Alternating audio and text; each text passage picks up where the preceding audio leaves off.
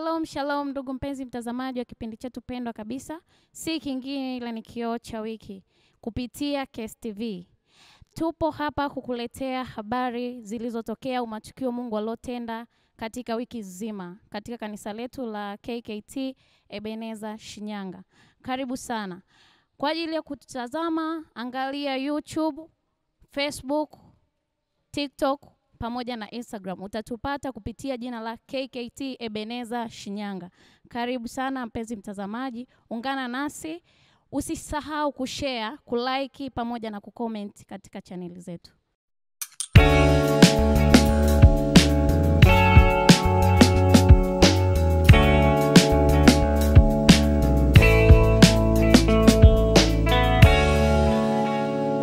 Hello ndugu mtazamaji, tunaanza kioo namba 1. Kioo namba 1 siku ya leo ni ibada ya Jumapili ambayo imefanyika siku ya leo katika kanisa kuu Ebeneza Shinyanga. Ibada ya leo ilikuwa ibada nzuri na ibada ya tofauti sana ambayo Mungu ametenda mambo makubwa na makuu katikati ya watu na katikati ya kila mmoja aliyeweza kushiriki ibada hii ya leo. Kwanza kabisa neno la Mungu lilikuwa zuri sana, lakini kingine tulikuwa na watumishi wa Bwana waliofikisha ujumbe wa Mungu kwa njia ya uimbaji. Kulikuwa na kwaya ya uamsho, kwaya ya upendo, kwaya ya vijana, kulikuwa na praise and worship, bila kusahau kwaya ya usharika. Lakini pia katika hao wote kuna wale ambao walileta burudani nzuri sana siku ya leo. Si wengine ni tarumbeta.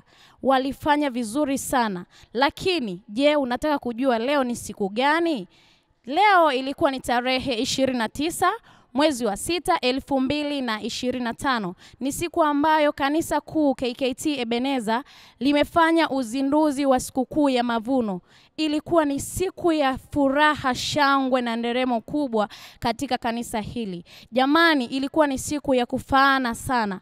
Kwa wewe mtazamaji ulioko nyumbani, wewe msharika ulishinda kuhudhuria ibada ya siku ya leo, tazama kipindi chetu vizuri sana. Tembelea chaneli yetu.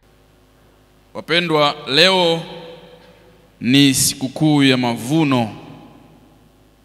Tunazindua na kufungua mlango wa sikukuu ambayo imekuwa katika historia ya kanisa na hasa kanisa letu la Kiinjili la Kiluteri.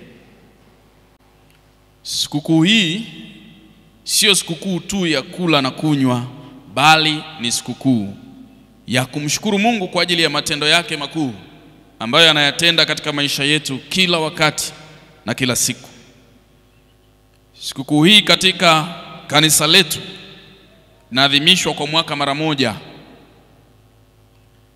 Na sikukuu hii ya mavuno ni mwanzo wa msimu mpya wa mwaka mwingine wa kupanda na kuvuna. Katika ibada siku ya leo tulikuwa na wachungaji waliohudumu katika ibada hii ambao walikuwa ni mchungaji Tito pamoja na mchungaji Mkiramwene. Lakini tumebahatika kukutana na mchungaji Tito siku ya leo ambaye atakuwa pamoja nami kwa ajili ya interview kidogo kuhusiana na siku ya leo ambayo ni sikukuu ya mavuno. Karibu sana mchungaji. Siku ya leo tumelishwa neno zuri sana na mchungaji Mkiramwene. Lakini siku ya leo pia ilikuwa ni sikukuu ya mavuno, ndo tumeizindua. Unaizungumziaje hii siku? Na kwa nini mmeizindua siku ya leo? Siku ya leo kikweli ilikuwa ni siku nzuri, ilikuwa ni ibada nzuri. Ni siku ya mavuno na ni sikukuu ya mavuno. Ndiyo. Tumezindua siku ya leo mavuno ambayo yameanza leo hadi tarehe 27 mwezi wa 7. Na hii ni kwa ajili ya kalenda mwaka wa kanisa, ila pia ni kwa ajili ya mujibu wa Biblia, kwamba kuna juma zilizoamuliwa kwa ajili ya watu wa Mungu kumshukuru Mungu kwa kazi mbalimbali ambazo Mungu amewabarikia, hususan habari ya mavuno. Ndio. Sawa kabisa mchungaji. Je, unawashauri nini washarika ambao wameshindwa kuhudhuria ibada ya siku ya leo ya kwanza pamoja na ibada ya pili, ambao wako majumbani au ambao sio washarika wa hapa KKT Ebeneza? Unawaambia nini wapenzi watazamaji, kwamba unawashauri wafanye nini katika siku hii ambayo ni sikukuu ya mavuno? Kwanza niseme juu ya wale ambao siku ya leo hawajakuwepo kwenye ibada na katika sikukuu ya leo ya mavuno. Ninaweza kusema ni kama bahati mbaya kwa kitu ambacho leo ambacho tumeona neno lilivyofundishwa, watu walivyokuwa wamefurahi, watu wameimba, watu wameshukuru, wanasema asante Mungu kwa jinsi ambavyo aliwabariki. Kwa hiyo ni kama kawivu fulani wale ambao hawajafika leo na waonea wivu, kwa maana kwamba wamekosa kitu cha muhimu sana. Lakini licha hivyo ninawaombea Mungu na ninawatia moyo. Bado tuna wiki nyingine, ninawakaribisha. Na wale ambao pia hawajajiandaa na wakaribisha, bado tuna wiki nyingine, maana kilele chetu ni tarehe 27 ya mwezi wa 7. Ndio. Kumbe ambaye hajashiriki leo Jumapili anaweza kuja kushiriki vizuri. Ambaye hajashiriki leo bado kuna neema ya wiki inayokuja, anaweza kushiriki. Sawa kabisa. Na je, kuna watu wengine hapa wanadhani sikukuu ya mavuno labda unaleta mahindi, nikimaanisha yale mazao, kwa sababu tayari ushasema ni sikukuu ya mavuno, kile ndo anachovuna. Kuna mahindi, maharage, mipunga ndo anachokivuna. Je, ni hivyo tu au kuna vya zaidi? Kuna vya zaidi, lakini tunaangalia wakati mwingine kama hivyo kweli. Kuna mahindi, vitu vya nafaka, mazao mbalimbali yaliyolimwa kwa mwaka huu na msimu huu. Lakini pia kuna vitu vingine kama kazi ya mikono, biashara, ufugaji, maongezeko yote katika familia, maongezeko ya kuku, ng'ombe, mbuzi, kondoo, yani chochote kila ambacho kimeongezeka na kinakuwa ni sehemu ya kumshukuru Mungu. Na kipekee ni kwamba Biblia inasema Mungu anataka kazi za mikono. Hapo angalii sasa kwamba umelima au hujalima. Anaangalia kazi za mikono na maongezeko. Kuanzia Januari mpaka sasa tunatangaza sikukuu ya mavuno. Sawa kabisa. Nashukuru sana mchungaji. Kwa upande wangu kwa kweli nipata faraja kubwa sana kusikia hicho. Na wale walioko majumbani, jamani, ninawashauri sana msiache Jumapili kuingia ibadani. Bado tupo kuendelea na sikukuu ya mavuno mpaka tarehe 27 ya mwezi wa 7. Bado tunaendelea. Unaruhusiwa kuleta mazao yako au fedha, kwa sababu pia fedha ni mazao ya kazi au ya kipato ulichonacho. Karibu sana mchungaji, tubarikiwe sana na Bwana. Asante. Niongezee kwa kusema kwamba niwaalike wote, yaweza kuwa wengine hawakuwa na taarifa. Ndio. Wengine pia walishindwa kwa sababu mbalimbali. Bado tuna wiki za kutosha, wajipange vizuri na watia moyo, na Mungu bado anakumbuka sadaka zao na maandalizi yao ya namna ya kumshukuru Mungu. Ni kumshukuru Mungu kwa yote ambayo ametutendea. Wapo wengi ambao kwa kweli hawawezi, wengine wameshaitwa mbinguni, hatunao, lakini tumepewa neema hii. Basi tuseme asante kwa pamoja. Kwa pamoja tumshukuru Mungu, kwa pamoja tuweze kumtukuza Mungu kwa vitu vyetu. Asante sana, karibuni. Asante sana mchungaji, Mungu wa mbinguni akubariki na akuzidishie. Amen. Amina. Asante sana. Haya.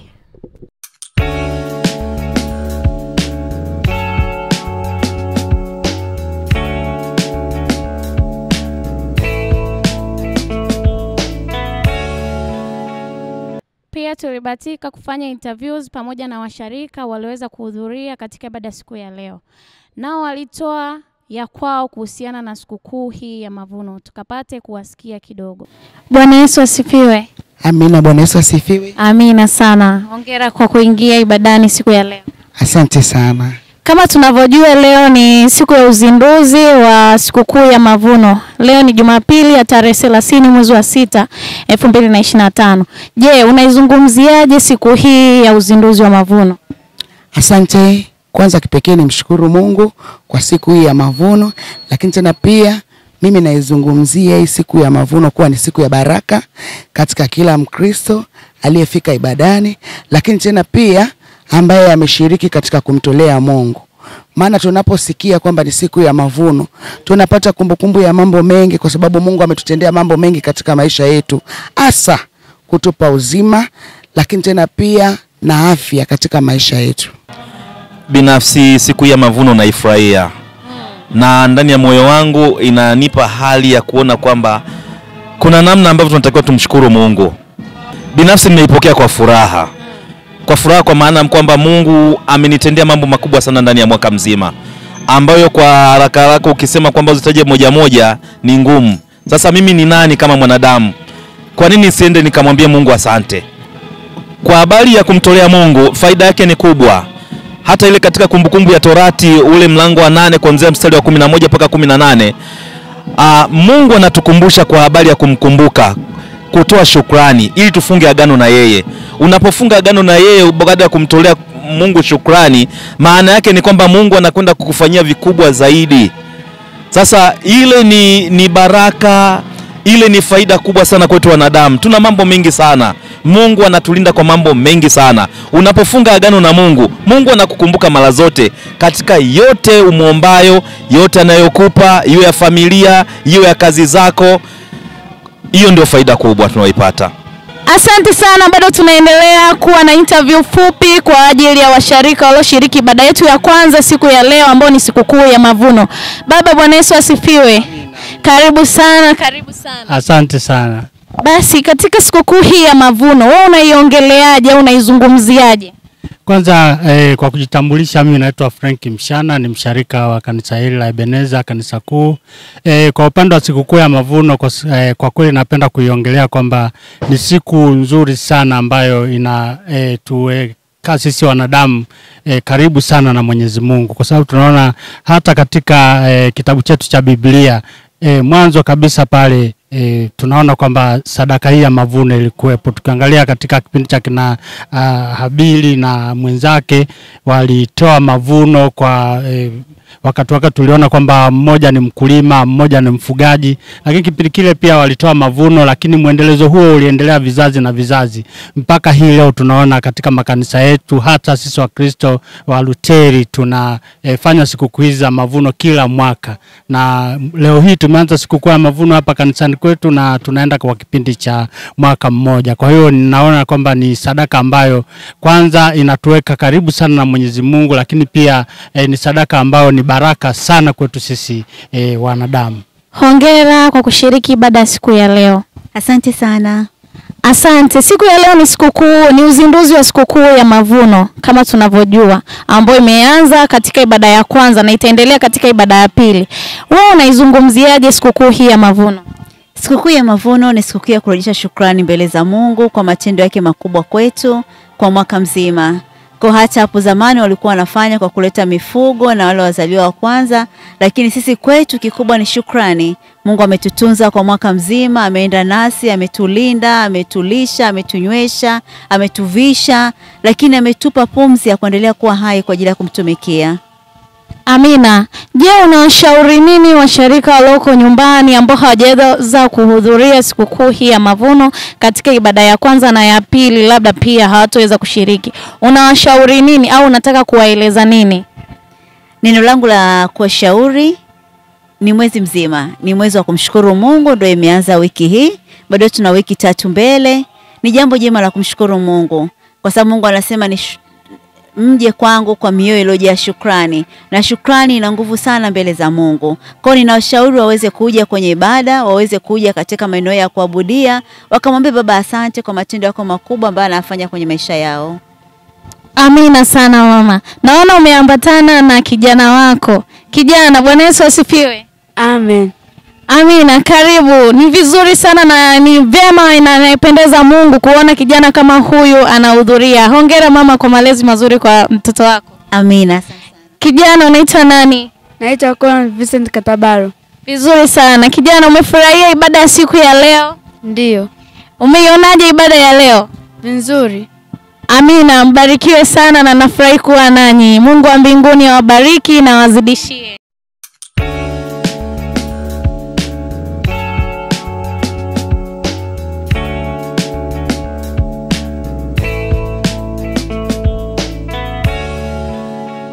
Yes, karibu tena mpenzi mtazamaji, na upo na mimi Jacqueline Msuya. Kioo namba 2 ni Morning Glory. Morning Glory ni ibada inayofanyika kuanzia Jumatatu mpaka Ijumaa. Saa 12 kamili asubuhi mpaka saa 1. Ni kipindi kizuri sana watumishi. Tunaanza na Mungu. Kabla hujaenda kazini, hujaenda ofisini, hujaenda popote, haujaenda shambani, hakikisha unaanza na Bwana kwa maombi, furaha na nderemo pamoja na neno la Mungu. Kwa sababu unapoanza na Mungu, kazi zako zinakuwa na baraka tele. Hivyo tunakuomba ndugu mpenzi mtazamaji, msharika wa Ebeneza, karibu sana kila siku ya Jumatatu mpaka Ijumaa katika kipindi hichi cha ibada ya Morning Glory. Ni ibada nzuri yenye utukufu ndani yake. Jumatatu mpaka Ijumaa ya wiki hii kulikuwa na mtumishi wa Bwana Samueli, ambaye alitulisha neno zuri sana, alitufundisha vizuri. Ahadi za Mungu lazima zitimie. Mungu amenituma kwako nikwambie ahadi yake juu ya maisha yako lazima itimie katika jina la Yesu aliye hai. Anachohitaji ndani ya moyo wako, endelea kumwamini, endelea kushika neno lake na neema itafunuliwa katika jina la Yesu. Sema amen. Mungu atabariki chakula unachokula. Kwa nini? Kwa sababu unamtumikia. Anawaahidi wana wa Israeli. Kumbuka wanaenda katika nchi ya Kanaani, wanaenda mahali ambako Bwana amewatengenezea. Sasa Mungu anawaambia njiani, kwa kuwa mtamtumikia Bwana Mungu wenu, kwa kuwa mnanitumikia, mimi nitabariki chakula chenu, na nikisha kibariki nitaondoa ugonjwa. Kwa hiyo hii ni ahadi. Unapoona mwili haujakaa sawa sawa, mkumbushe Bwana, mwambie ulisema utanipa afya, ulisema utabariki chakula changu, utaniondolea ugonjwa. Bado nina majukumu, bado nahitaji kukutumikia. Ni kweli mwili unachoka, ni kweli mwili una madhaifu, lakini iko ahadi yako ya kwamba tunatiwa nguvu, ya kwamba tunaponywa. Tujapopita katika moto hatutateketea, katika maji mengi mito haitatugarikisha. Na hapo umesema utaniondolea ugonjwa. Bwana, nahitaji uzima katika jina la Yesu aliye hai. Nipe afya ili niendelee kukutumikia. Mungu ni mwaminifu, hajaweka neno lake bure. Anasema lazima liyatimize kwa ajili ya mapenzi yake.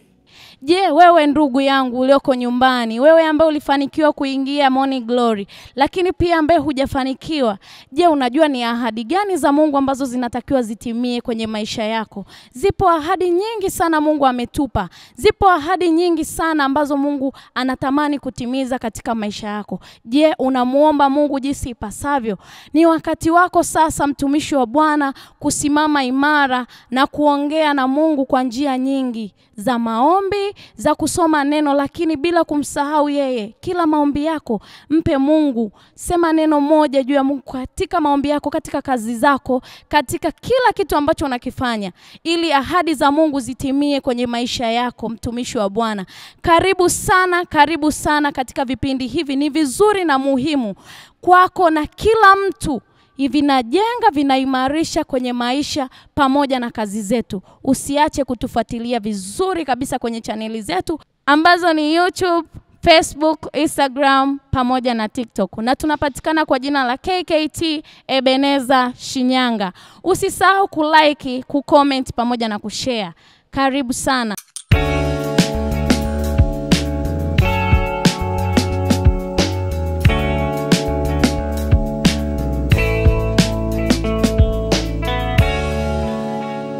Hello, tumerejea tena na hichi ni kioo namba 3, Fellowship.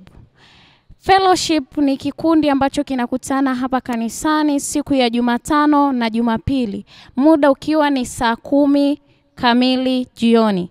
Kikundi hichi kinakutana kwa sababu ya kuimarishana maombezi, lakini kujiimarisha zaidi kiroho. Kikundi hichi kiliweza kukutana siku ya Jumatano ya wiki hii, lakini pia siku ya leo ambayo ni Jumapili kitakutana saa 10 kamili jioni. Hivyo ndugu mtazamaji pamoja na msharika ulioko nyumbani, usiache kipindi hiki kikakupita, kwa sababu ni kipindi kizuri sana. Ni wakati wako wa kuja kuzungumza na Mungu kwa njia ya nyimbo ambazo ni za kuabudu na kusifu, kwa sababu Mungu anasema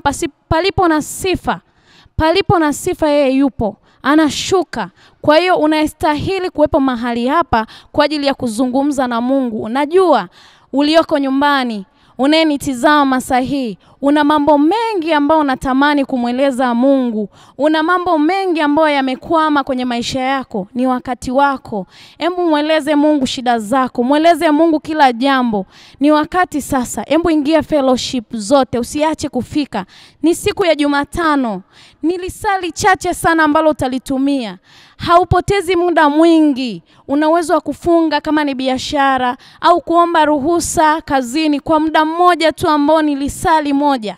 Ukaja ukaongea na Mungu maneno machache sana ya kumshukuru, ya kumuomba, yapi unahitaji ya kutendee, yapi unatamani atende kwenye maisha yako, yapi unatamani atende kwenye familia yako. Jumatano na Jumapili. Muda ni saa 10 jioni. Karibu sana ulioko nyumbani, msharika KKT Ebeneza na msharika yoyote. Tenga muda wako kwa ajili ya kumuomba Mungu na kumshukuru kwa matendo makubwa anayokutendea.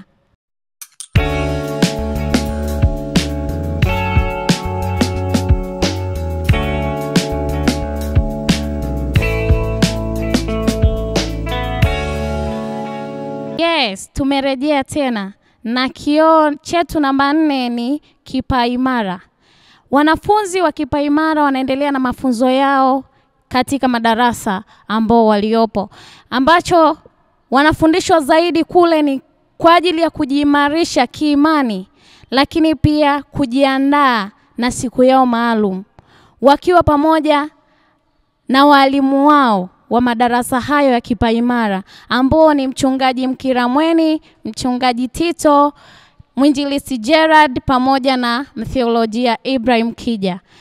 Napenda kusisitiza kwa wale wazazi walioko majumbani, mna watoto wenu ambao wanahitajika kuja mafundisho siku ya Jumanne, Ijumaa pamoja na Jumamosi. Jitahidini sana muwahimize watoto wahudhurie hivyo vipindi kwa sababu ni maalum kwao kwa siku ile ambao watabarikiwa kupata kile ambacho wanakisomea kwa sasa. Ndugu mzazi ulioko nyumbani, hebu mnunulie mtoto wako vitendea kazi ambavyo ni kama Biblia, katekismo na vingine ambavyo wameagizwa na walimu wao. Jitahidi sana kwa sababu ndio unamjengea mtoto mazingira mazuri kuanzia akiwa hapa mpaka atakapokuwa mkubwa. Hongereni wazazi ambao mmefanikiwa kuwaleta watoto wenu, na hongereni ambao mmewaambia watoto wahudhurie katika hivi vipindi. Mungu wa mbinguni awabariki wote ambao mmewaruhusu watoto, na wale ambao hamjawaruhusu endeleeni kuwaruhusu watoto. Embu watume watoto wafike hapa. Watabarikiwa sana na watafurahi kwa sababu wanakutana na wenzao, wanafurahia. Wanapata na muda kidogo wa kuzungumza, kucheka, kupiga story. Kwa hiyo wape nafasi washiriki vipindi hivi vizuri na maalum kwao. Usiwanyime.